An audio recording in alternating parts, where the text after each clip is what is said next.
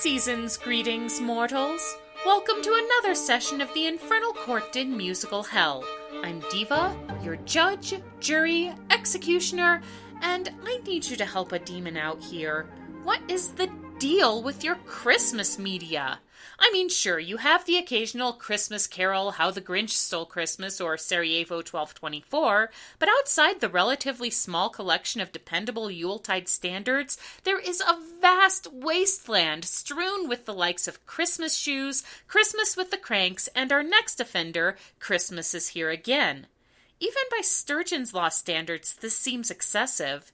Is it the limited amount of themes and tropes to draw from? An insatiable desire for anything candy-striped and sugar-plumbed that consumes you from Black Friday to Twelfth Night? Why do you do this to yourselves? Despite being one of a bargain bin's worth of direct-to-video family films, Christmas is Here Again does come into this court with some pedigree. It won an Annie Award for voice acting and has some semi-respectable names on the production staff, like Renegade Animation and... Yep, that's Walt's grandnephew in the credits right there. You'd think a little quality might rub off on the movie, at least by osmosis, right? Yeah, probably not. Let's examine the case of Christmas is Here Again. We open on a 1960s Christmas card with all the usual music cues. Sleigh bells, ethereal choir, chimes, you get the idea. You think you've heard all the Christmas stories there are to hear, right? One very special reindeer with a red nose that glows so bright. The enchanted snowman with a jolly happy soul. And how about the little drummer boy and his brum-bum-bum-bum drum? But odds are, even those of you thoroughly schooled in Christmas storyology haven't read about this story in any book or heard it sung about in any song. No, sir. That's because it stinks. Also stinking is the choice of Jay Leno for a narrator. I think they were going for an all-American everyman quality, kind of like Gene Shepard's iconic narration in A Christmas Story. Well, of course demons are familiar with A Christmas Story. Who do you think is responsible for TBS running it ad nauseum every year? The difference is Shepard's voice was warm and comforting and old-fashioned, and his way of describing a child's perspective with an adult's vocabulary and imagery was essential to establishing the nostalgic feel of the film. Leno, on the other hand, sounds exactly like what he is, a snarky stand-up comedian phoning it in for a paycheck.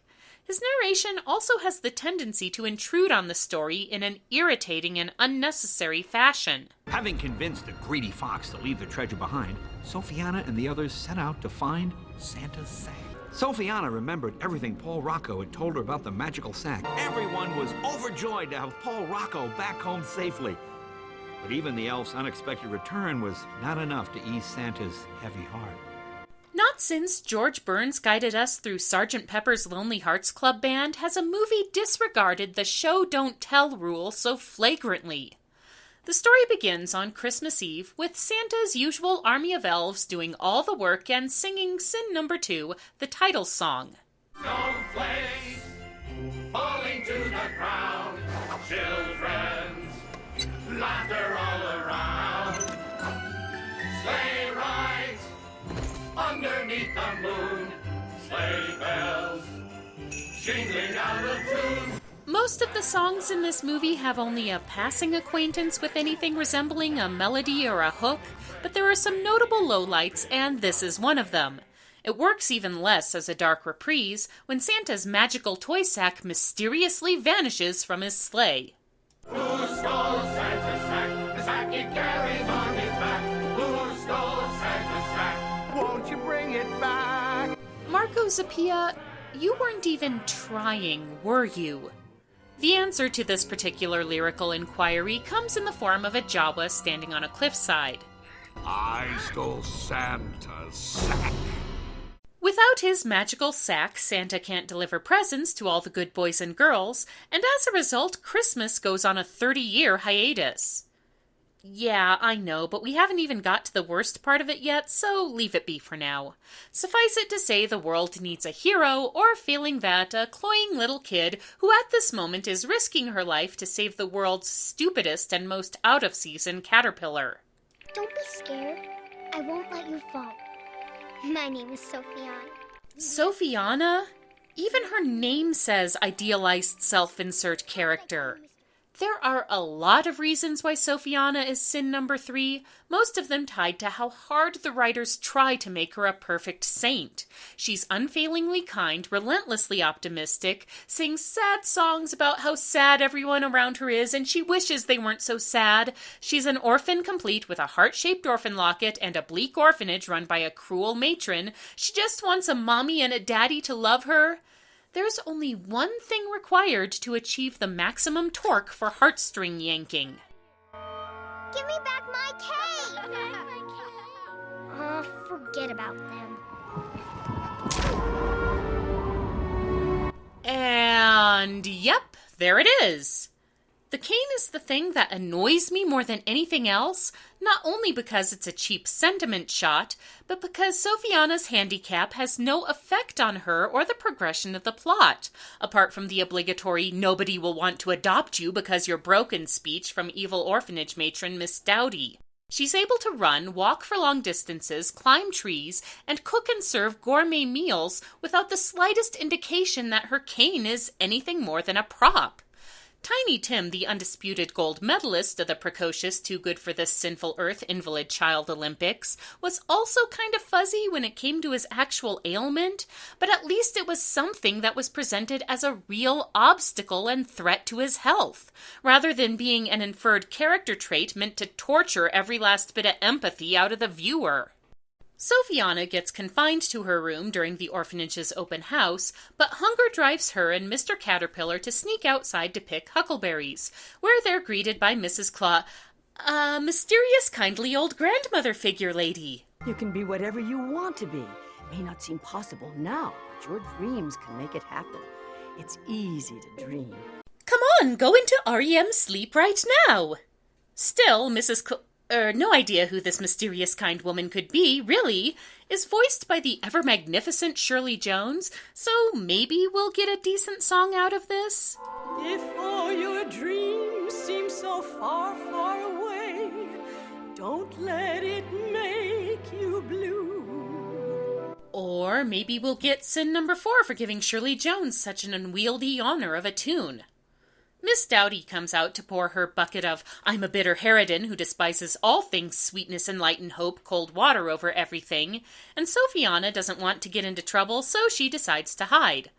Miles away in the Nightmare Before Christmas forest, it would seem. What is this? Her heartbreaking orphan tears manage to partially thaw the block of ice she's sitting on, revealing, I'm guessing it's either an elf or the lost avatar. Hi, my name is Sophiana, and this is my friend, Mr. Caterpillar. What's your name? Not to be rude, but do you mind if we save the introductions until I'm freed from this frozen block of death? He does have a point. Thawing out of cryostasis should come before introductions. This is Paul Rocco, which is a name that makes me think he should either be a pro wrestler or a fashion consultant, one of Santa's helpers who got frozen in ice during the search for Santa's missing sack. Sophiana, having grown up in the dark time, has no idea what he's talking about, so he sings a little exposition for her. When the Christ child was born, gifts were brought from far away, and joyfully we call this Christmas Day. No, you call that Epiphany. Sweet Lucifer, I've done more research on this topic than you have, and I haven't been able to set hoof in Bethlehem for over 2,000 years. Sophiana, candidate for sainthood that she is moved by Paul Rocco's story and wants to help. So the two of them go to the North Pole, which is within walking distance of Sophiana's village, apparently, where everything is all grim and foreboding, what with the spirit of Christmas being cold in its grave and all. Santa has gone into grumpy old hermit mode, but seeing Paul Rocco alive jolts him out of that pretty quickly, and soon everybody's sitting down to dinner together.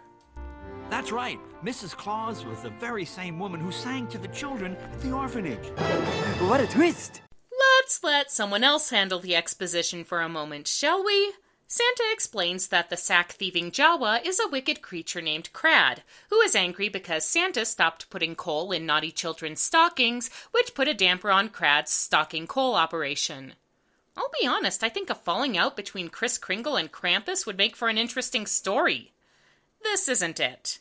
and Santa can't get the sack back because Crad's mine is located behind a hidden entrance in the highest peak on the tallest mountain in the North Pole, which is a location so secret it appears to not actually exist, and it's guarded by an army of selves, naughty children who've been transformed into mining drones by Crad, which would be a genuinely nightmarish concept if they'd made use of it. At all. Sophiana, not unreasonably, asks why the magic toy shop can't just create another sack, and Paul Rocco explains that it's not that simple. See what it says there?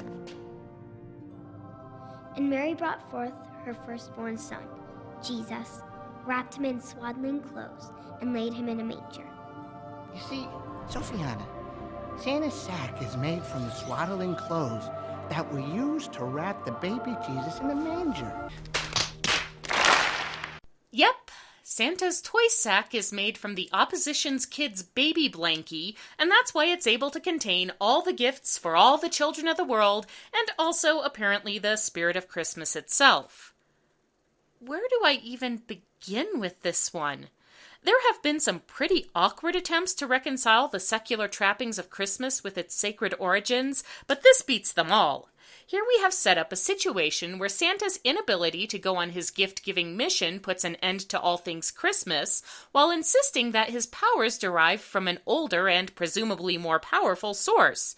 Okay, so the one-time Bishop of Myra can't cram toys into oversized socks, but do people still go to church? Aren't there still food drives and family gatherings and all those other Christmas doesn't come from a store things going on?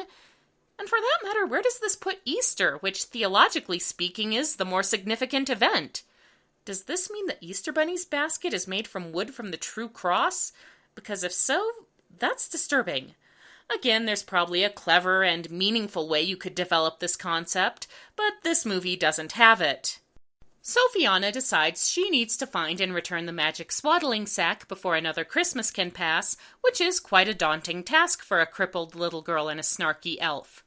Check that, a crippled little girl, a snarky elf, and a reindeer fawn named Dart who wants to tag along so he can fulfill his dream of pulling Santa's sleigh. Only problem is he can't fly yet, at least not until the demands of the plot require him to do so. The heroes look for the secret entrance to Crad's pad without much success. Paul Rocco gives up immediately and is almost eaten by a bear. Unfortunately, only almost. Ow! Why, you should be ashamed of yourself, scaring helpless little... What's your name, honey? Sophiana. Sophiana. Now say you're sorry. You're sorry. No, I'm sorry. Apology accepted. Ugh, didn't we have the Sly Fox Dumb Polar Bear duo in Rudolph the Red-Nosed Reindeer already?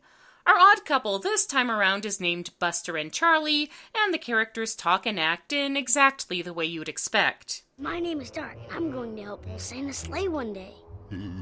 Slay one day. It rhymes. No more rhymes now, I mean it. Buster wastes no time throwing up shady rogue with questionable loyalty signs like whoa, and he barters for Sophiana's orphan trinket in exchange for leading the group to Crad's lair, which he has no intention of doing. Luckily for the plot, Mr. Caterpillar finds the secret entrance entirely by accident, dumping everybody into a jewel-encrusted cavern. To all who enter, take heed, especially those most in need.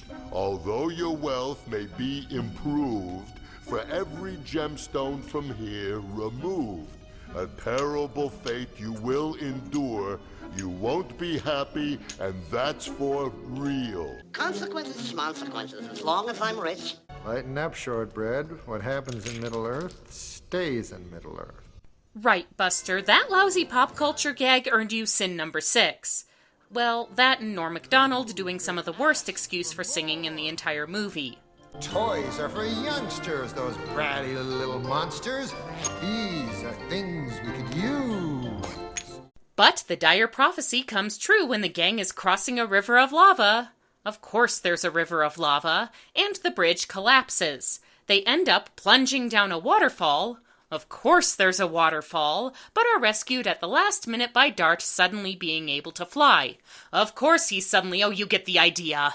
And so we arrive at Crad's cut-rate Castle Grayskull, but Buster stays behind because shady rogue with questionable loyalties. Let him stay. He only gets us into trouble anyway. He's right. I'm troubled waters, see? Now be a bridge and ease my mind. What does that even mean? The humor in this movie is all over the map. Some of it is kind of worth a chuckle, and some of it you wonder what they were even aiming for. They locate the sack, which is on an alarm system. Of course there's... Oh, forget it! Luckily, they're able to make quick use of the sack's TARDIS power and elude capture. I think somebody needs to do a little laundry around here. That's one dirty sack. Since the sack was originally swaddling clothes, does that mean... Ooh, that gives a whole new meaning to the phrase, holy shit. Actually, it's coal, which Crad has been filling the sack with because... I have no doubt that his wicked plan will be revealed when the time comes, really. And speaking of wicked plans, Buster has returned to lead the heroes to safety. Now come on, follow me. I found a shortcut out of this place. That's the wrong way. Now how could you possibly know that?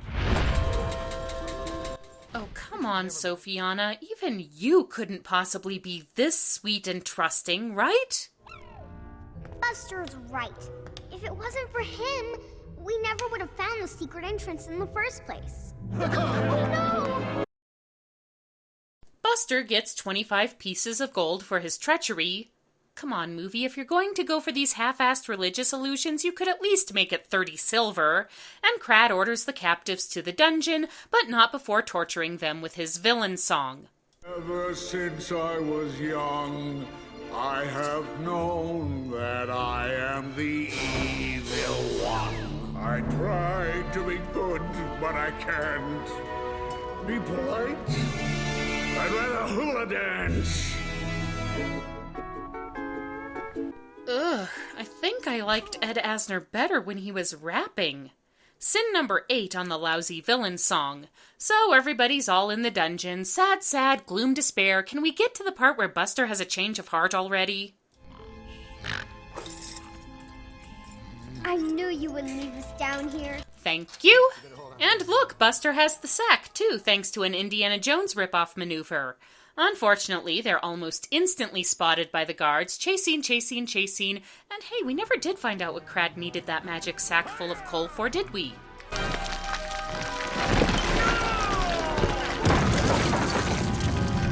Oh, it was so Sophiana could dump it on the villains and save the day. Glad that's settled. The time had come for Sophiana to bid a sad farewell to... Ugh, shut up, Leno! Anyway, it's all over but the heartwarming ending. The long, heartwarming ending. In fact, it drags on for so long that it becomes sin number 9. This movie clocks in at under an hour 15, including credits, which means that the 8 minutes wasted on wrapping everything up is a resolution of Lord of the Rings standards by proportion. Long story short, heartwarming hugs and cheerful singing all around, Mr. Caterpillar becomes a butterfly and is rechristened Violet, the Clauses adopt Sophiana. Does this mean she gets their immortality too? Because if not, that raises some depressing possibilities for the future. Miss Dowdy is suddenly nice because the feels, damn it, and Dart gets to lead Santa's sleigh because fuck Rudolph, apparently. Ho, ho, ho, ho! Merry Christmas!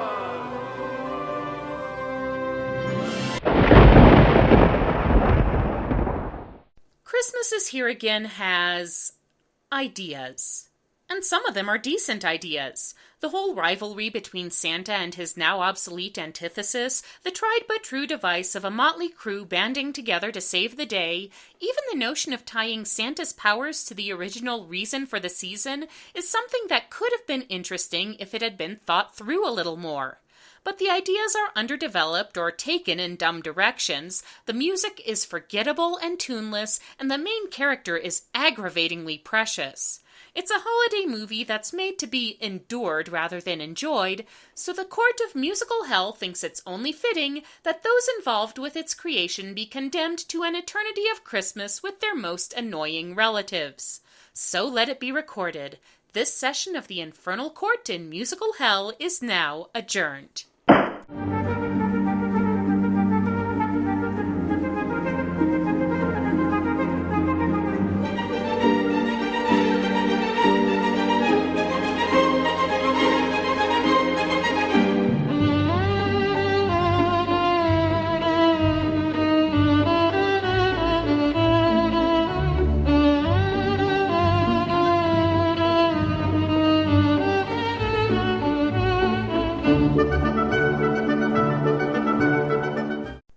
so we arrive at Crad's cut-rate Castle Grayskull, but Buster stays behind because Shady Rogue with Sita, get away from the microphone!